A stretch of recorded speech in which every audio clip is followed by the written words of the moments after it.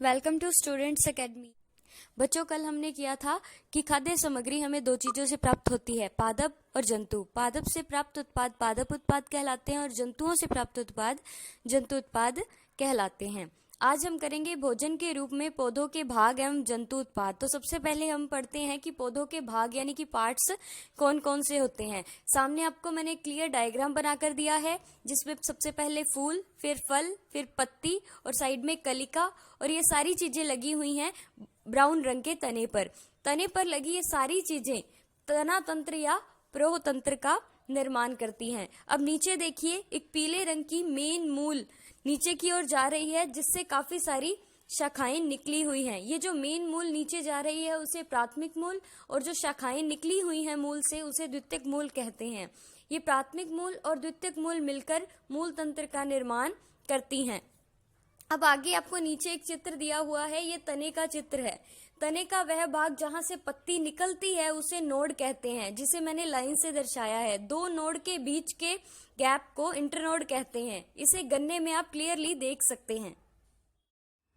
ध्यान से देखिए, ये रेड कलर का जो एन लिखा हुआ है उसके सामने राउंड सी लाइन आपको दिखाई दे रही है।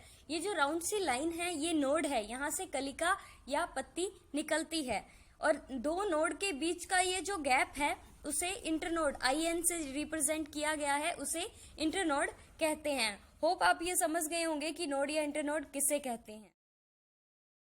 एक बार रिपीट करते हैं। प्रहोतंत्र तने से जुड़े अंग प्रहोतंत्र का निर्माण करते हैं। प्रहो से कौन जुड़ा होता है? फूल, फल, पत्ती, कलिका आदि। मूल तंत्र का निर्माण कौन करता है? प्राथमिक मूल और द्वितीयक मूल। मूल से जुड़े अंग मूल तंत्र का निर्माण करते हैं। अब आपको आगे ये डायग्राम दे रखा है, फिर नोड और इंटरनोड समझाया गया है। जहां से पत्तियां निकली हुई हैं दोनों साइड वो नोड है, और दोनों नोड के बीच का गैप है वो इंटरनोड कहलाता है। अब जल्दी से मुझे बताइए कि गाजर, मूली, आलू, बैंगन, सोयाबीन, मूंगफली, पालक, ये पौधे का कौन सा भाग है जो हम खाते हैं। जैसे कि पालक है वो पौधे की पत्ती है, तो यानी कि हम जो पालक खाते हैं वो पौधे का कौन सा भाग है? पत्ती। इसके आगे मैं लिखूंगी कि पालक बराबर पत्ती है। तो बाकी गाजर से लेके मूंगफली तक आप लोगों ने बताना है, इसलिए वीडियो पॉज कीजिए। अब अपने आंसर मैच कीजिए। गाजर और मूली दोनों जड़ हैं, आलू तना है, बैंगन फल है, सोयाबीन और मूंगफली बीज हैं। अब बच्चों, आपके माइंड में एक क्वेश्चन आएगा कि मैम एक प्लांट का एक ही पार्ट खा सकते हैं? तो ऐसा नहीं है बच्चों, आप एक प्लांट का दो या दो से ज्यादा पार्ट्स भी खा सकते हो।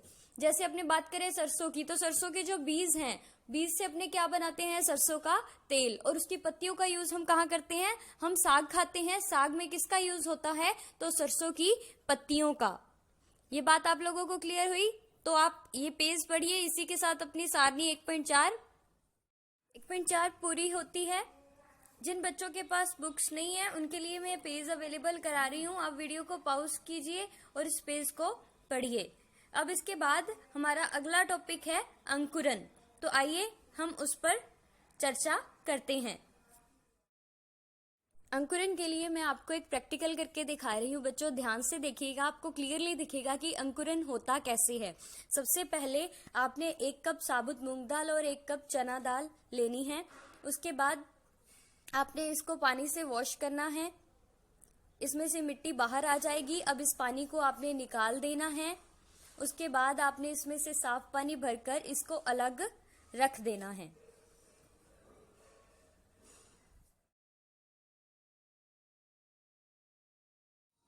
यही प्रक्रिया आपने चने के साथ दोहरानी है।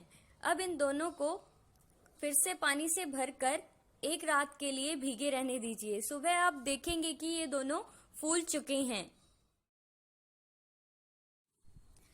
अब इनमें से रात का पुराना पानी निकाल दीजिए और साफ पानी भरकर इसे अच्छे से धो लीजिए। अब यह पानी निकाल दीजिए और छननी में इसे छान लीजिए।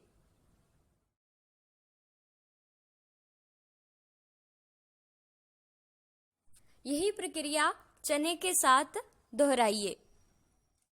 आइए अब देखते हैं कि जर्मिनेशन कैसे होता है।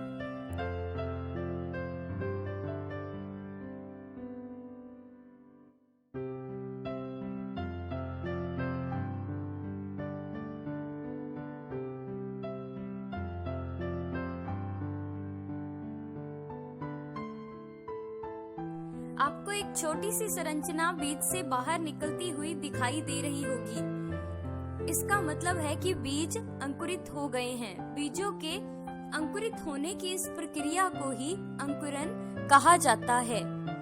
इसी तरह आपका क्रियाकलाप 5 पूरा होता है।